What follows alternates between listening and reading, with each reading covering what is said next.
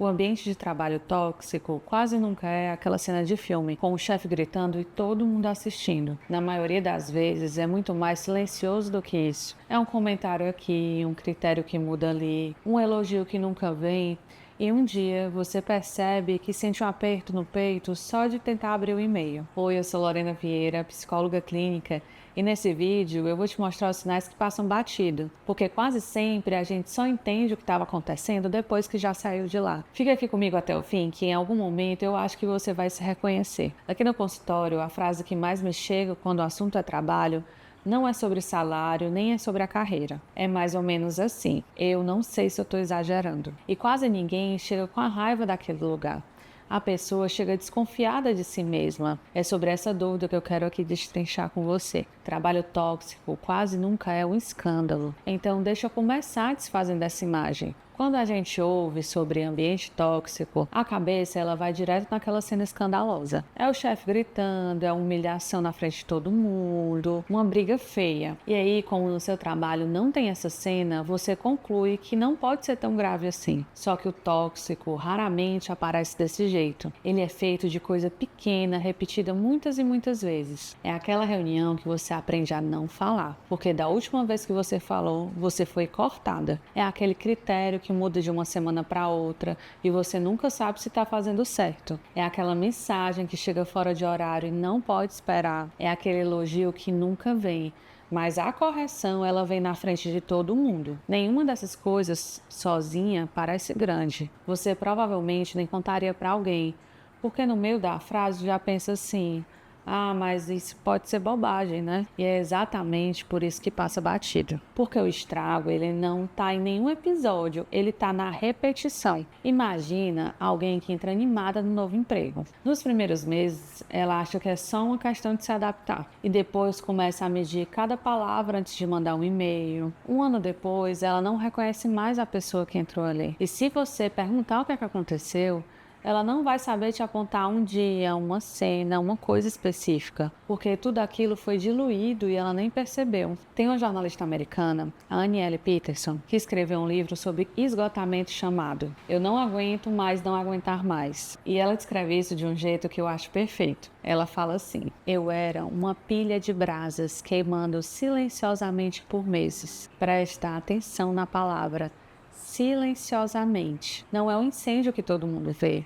É a brasa que queima por baixo, devagar. E é assim que a maioria dos ambientes adoecidos funciona. Agora, se o tóxico é silencioso assim, como é que você percebe? Olha, na maior parte das vezes, o corpo percebe antes da cabeça. A cabeça fica ali arrumando uma desculpa, enquanto o nosso corpo já entendeu. Então, deixa eu te mostrar alguns sinais que eu escuto muito no meu consultório. O primeiro sinal pode ser aquele aperto no peito no domingo à noite, que vai crescendo conforme a segunda-feira vai chegando. É aquele medo de abrir uma mensagem ou um e-mail, como se toda notificação fosse uma ameaça. É aquela sensação de estar sempre sendo testada, mesmo quando ninguém falou nada. É aquela vergonha esquisita depois de uma reunião, sem você saber direito o que fez de errado. É aquele esforço enorme para não incomodar, para não dar trabalho, para passar despercebida. É aquela culpa quando você descansa, como se o descanso fosse uma dívida. E fora do expediente, o choro vem do nada, uma irritação com quem você ama. E no fim, aquela vontade de sumir, de desligar de tudo. Agora, olha, eu preciso ser honesta com você sobre uma coisa. Nenhum desses sinais sozinho prova que seu ambiente é tóxico. Você pode estar cansada por mil motivos, mas quando vários deles aparecem juntos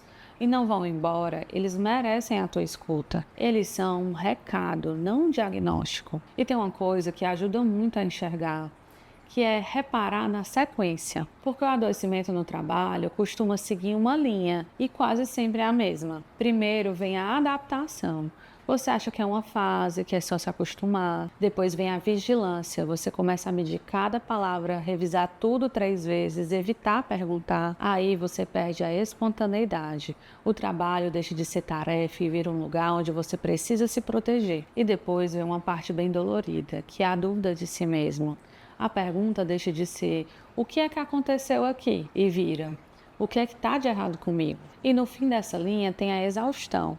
não pelo tanto de tarefa, mas pelo custo de simplesmente existir naquele lugar. E se você se reconheceu em alguma dessas fases, respira, porque a próxima parte é exatamente sobre isso. Então vamos lá, vamos falar da dúvida de si, porque para mim é o ponto mais importante desse vídeo. Tem uma pergunta que aparece quase sempre. E talvez ela já tenha passado pela tua cabeça. Será que o problema sou eu? Será que não sou eu que sou fraca, sensível demais?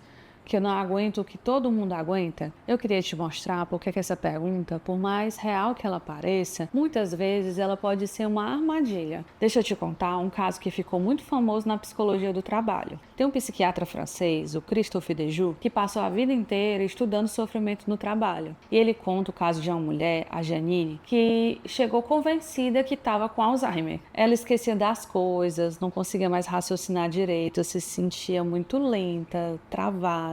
Ela olhava para si mesma e via uma pessoa que estava falhando. Só que quando ele foi olhar de perto, os sintomas dela não eram a causa das dificuldades do trabalho. Eles eram a consequência. O trabalho tinha sido reorganizado de um jeito tão sufocante que a cabeça dela foi desmoronando junto. O Dejoux, ele escreve assim: esses transtornos não são a causa das dificuldades encontradas no trabalho, mas a consequência delas. Pensa aqui comigo o tamanho disso. Ela passou meses achando que estava doente da cabeça, quando era o ambiente do trabalho que estava adoecendo ela. E é isso que acontece com muita gente que senta aqui na minha frente. A pessoa acaba virando o holofote para dentro e começa a procurar defeito nela. E olha, isso não é acaso, não é uma burrice. O próprio Dejoux tem uma frase sobre isso que me marca até hoje, num livro que chama A Loucura do Trabalho. Ele diz assim: a injustiça quer que, no fim,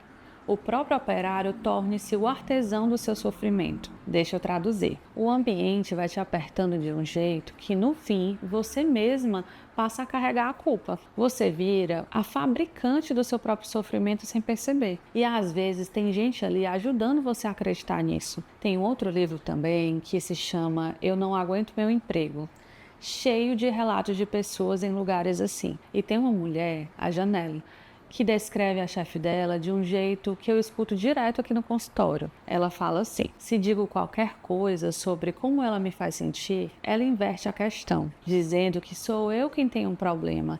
Ela nunca é o problema. Presta atenção nesse mecanismo. Toda vez que você tenta falar o que sente, a resposta te devolve a conta. Você entra ali querendo resolver e sai achando que a errada é você. Faz isso algumas vezes e você para de confiar na sua percepção. E tem mais uma peça aqui, que é o reconhecimento. Porque a gente não trabalha só pelo salário. A gente também trabalha para se sentir fazendo parte, para sentir que o que faz tem algum valor para alguém. Quando isso nunca vem, alguma coisa vai murchando por dentro. Nesse mesmo livro tem uma frase simples que resume tudo: sem valorização, as pessoas minguam também. E minguar é isso.